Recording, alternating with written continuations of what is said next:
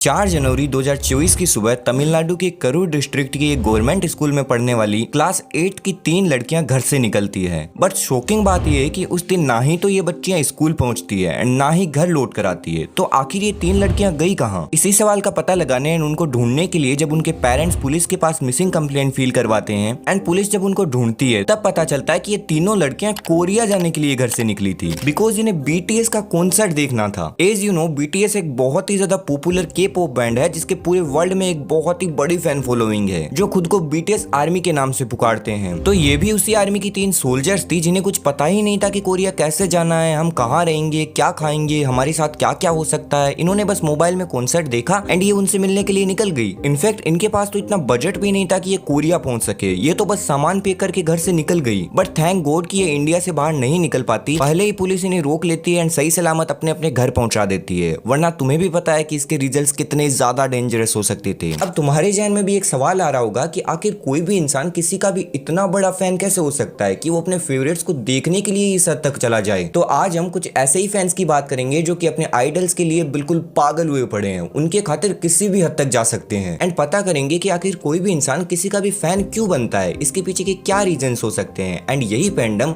तुम्हारे लिए कितना ज्यादा डेंजरस साबित हो सकता है। अरे एल्विश भाई के आगे कोई बोल सकता है क्या?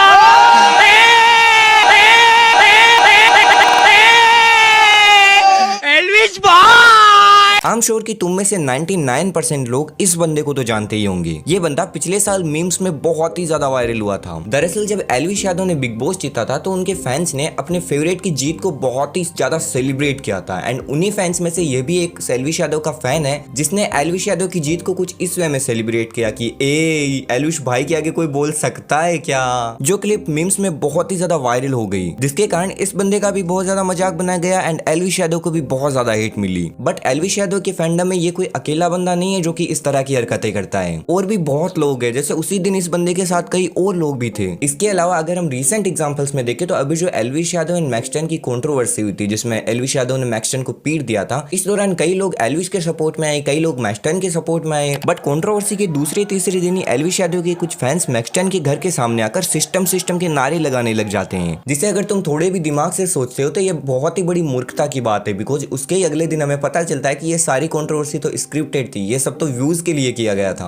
बट अपने आइडल के लिए यही एक्शंस, यही पागलपन तुम्हें एक टॉक्सिक फैन बनाता है। टॉक्सिक फैंडम का अर्थ है कि किसी भी शो, मूवी, एक्टर, आर्टिस्ट के प्रति एंथुसियाज्म एंड भक्ति की भावना होना जिसके कारण किसी पर भी एक नेगेटिव एंड अनहेल्दी इंपैक्ट पड़ता हो। सिंपल वर्ड्स में समझाऊं तो किसी को भी अपना सब कुछ मान लेना, उसका भक्त बन जाना कि फला एक्टर या पॉलिटिशियन तो मेरा फेवरेट है, ये तो कभी कुछ गलत कर ही नहीं सकता। फलस्वरूप टॉक्सिक फैंडम अदर फैंस के लिए, आर्टिस्ट के लिए और क्रिएटर्स के लिए online harassment and cyber bullying जैसी एक्टिविटीज का कारण बन जाता है। कई पर्सनल अटैक्स होते हैं, थ्रेट्स मिलते हैं और हार्मफुल रूमर्स फैलाए जाते हैं। इसी से जुड़ा एक वर्ड और आता है, fan theories and speculations. I know fan theories बहुत ही ज्यादा नॉर्मल बात है, बट यही फैन थ्योरीज कई दफा टॉक्सिक फैन थ्योरीज का रूप ले लेती है, जिसमें फैंस के द्वारा कई हार्मफुल एंड ऑफेंसिव थ्योरीज बनाई जाती है एंड उन्हें प्रमोट किया जाता है, फैलाया जाता है, जो कि किसी भी आर्टिस्ट और क्रिएटर के ऊपर एक नेगेटिव इंपैक्ट डाल सकता है। फॉर एग्जाम्पल तुमने देखा होगा कि कई बार किसी भी मूवी या शो से उसके फैंस बहुत ही ज्यादा एक्सपेक्टेशंस लगा लेते हैं, अजीब अजीब फैन थ्योरीज बनाने लग जाते हैं, जिसके कारण एक तो उसके क्रिएटर्स एंड आर्टिस्ट के ऊपर बहुत ही ज्यादा प्रेशर बना रहता है एंड दूसरा जब इन फैंस की एक्सपेक्टेशंस मैच नहीं होती तो ये बहुत ही ज्यादा हेट फैलाना शुरू कर देते हैं। उस आर्टिस्ट या एक्टर को बहुत ज्यादा हेट मिलता है, उसे ट्रोल किया जाता है, जो कि ऑब्वियसली एक नेगेटिव एटमॉस्फेयर क्रिएट करता है। एक आर्टिकल के according toxic fandom can have a detrimental impact on the mental and emotional wellbeing of individuals who are targeted by harassment और bullying. It can lead to anxiety, depression and a decline in self steam.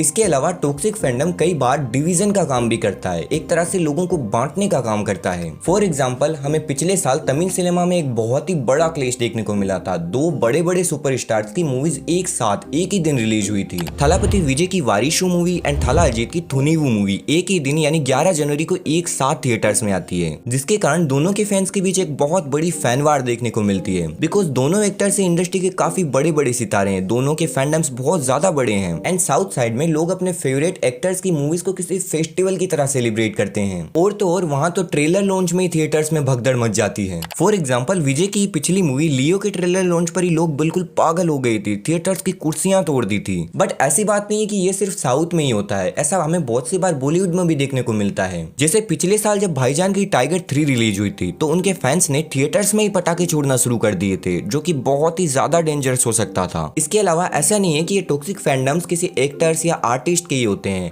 ये किसी भी famous person के हो सकते हैं। जैसे अगर स्पोर्ट्स में देखे तो रोनाल्डो के कई फैंस हैं जो उनके लिए कुछ भी कर सकते हैं। फॉर एग्जाम्पल तुमने आइसो स्पीड को ही देखा होगा। अगर इंडिया में देखो तो विराट कोहली के कई फैंस हैं, थाला के कई फैंस हैं। फॉर एग्जाम्पल रिसेंटली सिर्फ एक जोक मारने के लिए कैरी मिनाटी को कोहली फैंस के द्वारा बहुत ही ज्यादा हेट मिला था। इसके अलावा तुम्हें पॉलिटिक्स में भी टॉक्सिक फैंडम देखने को मिलेगा। जैसे आज देखा जाए तो सबसे ज्यादा अगर किसी पॉलिटिशियन की फैन फॉलोइंग है तो वो है प्राइम मिनिस्टर नरेंद्र मोदी जी, जिनके तुम्हें इंटरनेट पर भर भर के टॉक्सिक फैंस देखने को मिलेंगे। एग्जाम्पल के लिए तुम एक बार इन क्लिप्स को देखो। क्या है, हमको मोदी चाहिए। मोदी हमारा पति, हमारा भाई, हमारा बाप, हमारा गुरु है। हम उनके ऊपर दिल दे बैठे हैं। ये 3 अच्छे काम मोदी जी की सरकार के आपको मालूम है? 3 काम तो पूरे देश के अंदर राष्ट्रीय सड़कों का निर्माण हो रहा है, समाज के लिए काम कर रही है सरकार। दूसरा विश्व के अंदर हमारा नाम है सबसे बड़ा मुख्य काम। विश्व के नाम वाला झुंझुना छोड़ दीजिए, आप 3 काम बताइए, 3 योजनाएं या का छोड़ दीजिए। हमें नहीं मालूम। 3 नाम, 3 काम नहीं मालूम। लेकिन क्या ना बहुत किया, आज विदेश में अपना बहुत नाम है। भारत देश का नाम है, इंडिया का नाम है। कहाँ कहाँ नाम है? अब अभी सभी कंट्री आप ही जानते हैं, मैं क्या बताऊँ। सभी पूरे वर्ल्ड में नाम है, पूरे वर्ल्ड में नाम है। भारत का जो सबसे नीचे था सबसे ऊपर पहुंच गया है। 5 कंट्री का नाम आप बता सकते हैं जहाँ नाम है? नहीं बता सकता नहीं बता सकता।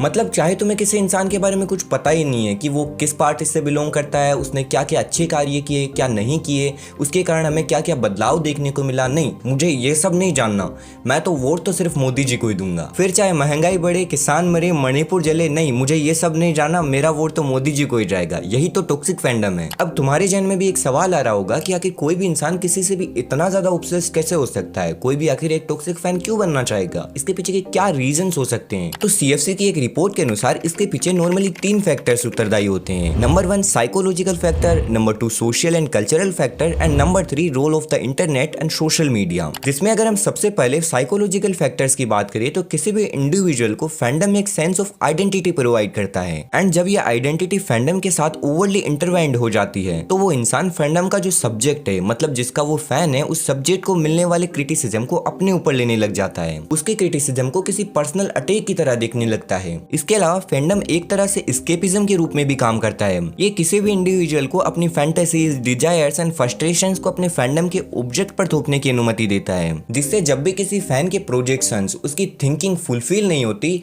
तो वो अग्रेसिव हो जाता है एंड किसी टॉक्सिक की तरह बिहेव करने लगता है। जिसके बाद बात करें अगर सोशल एंड कल्चरल फैक्टर्स की, तो कई फैंस अपने फेवरेट से कुछ वैलिडेशन पाने के लिए भी कई बार अजीब अजीब हरकतें करते हैं। एंड अगर उन्हें ऐसा करने से वैलिडेशन मिल जाता है तो उस फैन ग्रुप के और भी लोग ऐसा करने के लिए इंस्पायर होते हैं। इसके बाद जो तीसरा मेन फैक्टर है वो है internet and social media. Online platforms can create echo chambers where fans only interact with like minded individuals, जहां वो सिर्फ उनके बिलीव्स को सपोर्ट करते हैं एंड टॉक्सिक बिहेवियर्स को बढ़ाते हैं, जिसके कारण किसी भी फैन के लिए डिफरेंट ओपिनियंस को स्वीकार करना बहुत ज्यादा मुश्किल हो जाता है। इसके अलावा तुम भी जानते हो कि बुराई जल्दी फैलती है एंड इंटरनेट पर तो बहुत ही ज्यादा जल्दी फैलती है। लोग पॉजिटिव फीडबैक के कंपैरिजन में हेट एंड क्रिटिसिज्म को ज्यादा अटेंशन देते हैं, जिसके कारण पूरे इंटरनेट पर ये एक टॉक्सिक एनवायरनमेंट क्रिएट हो जाता है। बट इसका मतलब ये नहीं है कि सारे फैंस ही टॉक्सिक ही होते हैं। तुम किसी के फैन ही मत बनो, फैन बनो बट भक्त या अंधभक्त मत बनो। अगर कोई इंसान अच्छा कर रहा है तो उसे सपोर्ट करो, उसे अप्रिशिएट करो, एंड अगर कोई कुछ गलत कर रहा है तो उसे क्रिटिसाइज भी करूं, because end of the day वो भी एक इंसान ही है। इंसान से गलतियां हो सकती है, इंसान में कमियां भी होती है, कोई भी इंसान बिल्कुल परिपूर्ण नहीं हो सकता। इसके अलावा दूसरी बात कि इंटरनेट पर तुम्हें जो भी दिखाया जाता है उसके ऊपर सीधा भरोसा मत करो। तुम्हारे पास भी रिसोर्सेज है